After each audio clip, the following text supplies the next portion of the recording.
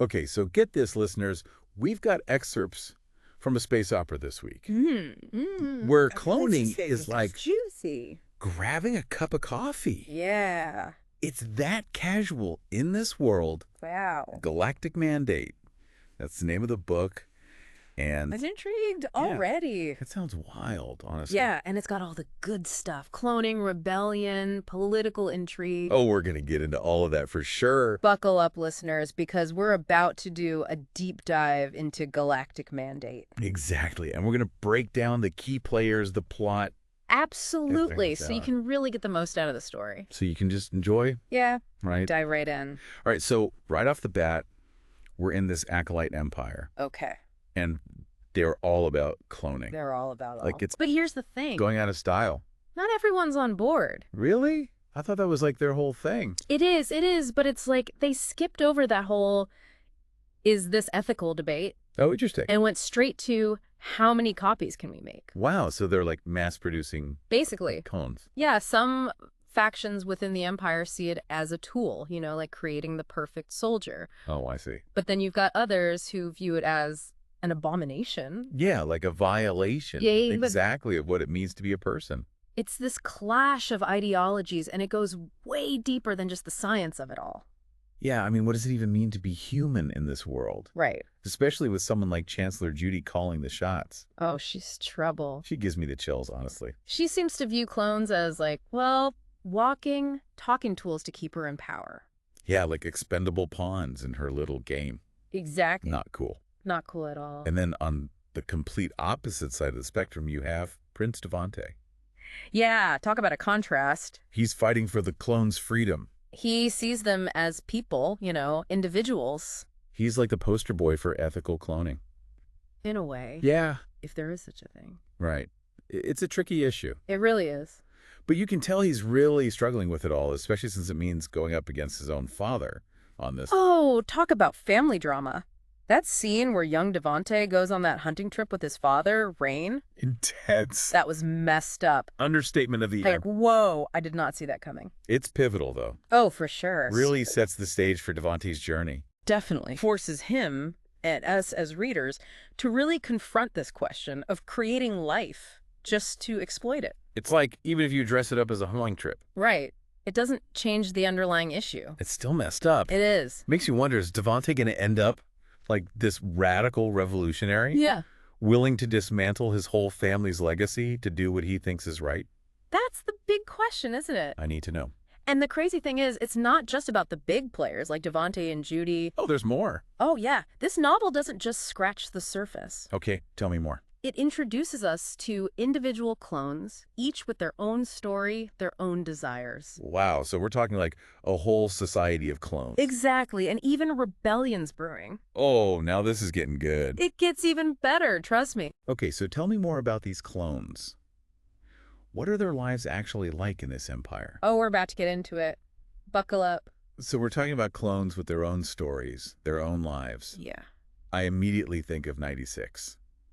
Oh, 96. The pleasure clone. Yeah, his... Source rough. It's rough, and the author doesn't really shy away from it. No, not at all. Which I think is important, right? Oh, absolutely. It's got to be real. It's a stark look at how, even in this futuristic society, you still have these... Same old. Power structures, these prejudices. Yeah, some things never change. But 96, his story is so poignant. Yeah, why is that? Because he dares to dream, Oh, that's right. He wants something more than what he was designed for. It's like those classic sci-fi stories about AI. Exactly. Becoming self-aware. Becoming sentient and demanding their rights. But here it's like even more complex. It is, because they're biologically human. Exactly. So what does freedom even mean when your existence is the result of someone else's design? Wow. That's a heavy question. Right. And Devante's grappling with that. He has to be. As he's fighting for their liberation. For sure. And it's not just philosophy. It's playing out with these characters. Oh, yeah. Give me an example. Like Mato. Okay, Mate. He kind of stumbles into this hero role. He does. Saving Iota at the clone reservation. Like... Right place, right time. Totally. Talk about being in the right place at the right time. It really throws him into this leadership position. Yeah. Exactly. He goes from this naive clone just trying to survive to this leader. Inspiring others. Challenging the status quo. He kind of reminds me of Katniss Everdeen. Oh, Hunger Games. Yeah, like thrust into these crazy situations, but rising to the occasion. Except Mato's fighting for a whole class of people. That's true. He's not just fighting for himself. Exactly. And speaking of shaking things up, we can't forget about... Oh, here we go. The Quantum Pirates. Quantum Pirates, total wild cards in this whole thing. You never know whose side they're on or what they're going to do next. It's almost like they want chaos. They thrive on it. It's very space pirate of them. Right. But they're not just driven by greed, which is interesting. That's what makes them so interesting. I mean, yet they want tech, resources, all that. Of course. But they have this underlying code. They do? Almost like a moral compass. Right. Even if it's a little skewed. Definitely. But they're playing by their own rules. Exactly. And sometimes those rules align with what's considered right. It's true. Which just adds another layer to the whole moral ambiguity of the story. It really does. Because who are the good guys here? Yeah, that's the question, isn't it? You've got an empire built on questionable ethics, a rebellion that might be using some extreme measures. Don't forget the pirates. Oh, yeah, those rogue actors. Just making things more complicated. Who am I supposed to be rooting for? It's like everyone has... blood on their hands. Yes.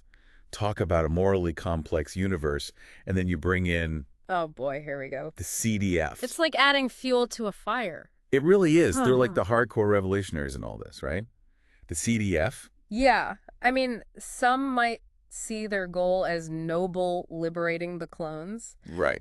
But their methods... Definitely up for debate. Definitely. The story does not shy away from the potential consequences either. It's like, how far is too far, you know, when you're fighting for freedom? Especially with the quantum pirates lurking around. Oh, right. Ready to exploit any chaos.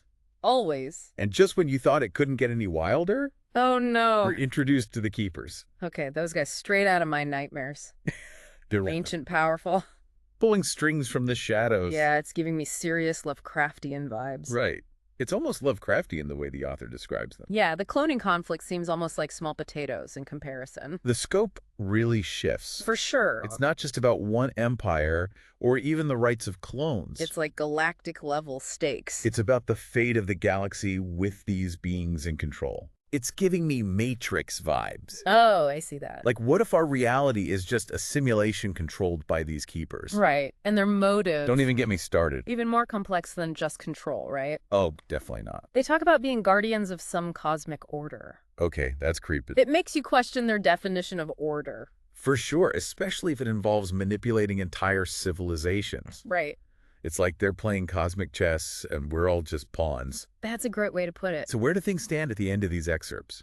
It's setting us up for some epic showdowns. Because we're talking Acolytes, CDF, Quantum Pirates. And the Keepers. Oh, right. And the Keepers. Don't forget about them. The author has woven together all these different threads. And leaves us wondering, like, who's going to team up? Who's going to betray who? It's a lot. So for our listeners who are about to dive into Galactic Mandate. What should they be paying attention to? Yes. What are the key takeaways? I'd say pay attention to the smaller stories, like 96, Mato. Okay. Those individual journeys of the clones. Makes sense. It makes this huge conflict feel very grounded. Definitely, those human elements. Right, and don't forget those lingering questions. Oh, so many questions. Look, like, what does it even mean to be free when your existence can be engineered? Right. And in a galaxy on the brink of chaos, what is a just order? It's a lot to unpack. It is, but in the best way possible. It really makes you think. And I think it'll stay with you long after you finish the book. Oh, absolutely. Sure. It's been a wild ride just unpacking these excerpts with you. It has. And for everyone listening, enjoy the deep dive into Galactic Mandate. Have fun. I have a feeling you're in for one heck of a ride. I second that. We'll catch you on the flip side for another fascinating deep dive into a new world. See you next time.